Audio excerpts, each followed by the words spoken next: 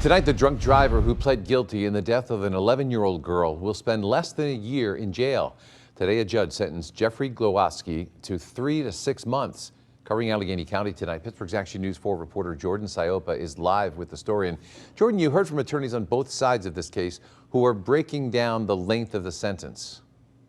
Yeah, Mike, and it all comes down to the type of charge he faced. Now, it's been over a year and a half since 11-year-old Roxanne Bonani was killed in Harrison Township. Today, her family had the opportunity to reflect on their daughter's life and the pain of losing her inside that courtroom.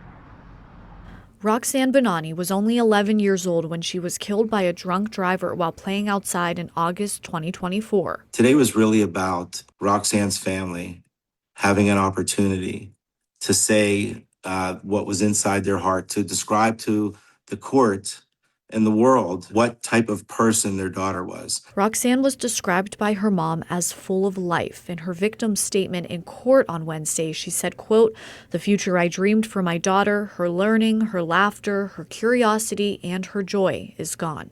So this wasn't just an accident. He caused this death, in a way that this family will never be able to recover. Police say the driver, Jeffrey Glowacki, had a blood alcohol level of 0.15% hours after the crash.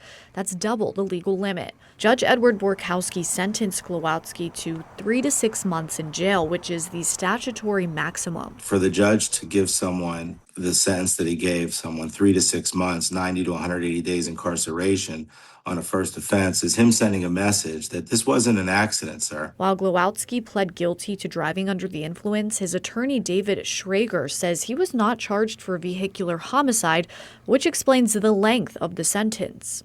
He is living with the guilt that he took a life, and that has horrendously impacted him. For Roxanne's family and their attorney, Freddie Rabner, the sentencing doesn't mark the end of their fight for justice. Rabner is looking into the establishments that served Glowacki alcohol that day. If anyone knows where this fella drinks on a regular basis, besides the VFW and Boots, we're asking the public to come forward and share that with us, because this family deserves to have closure here and to have accountability.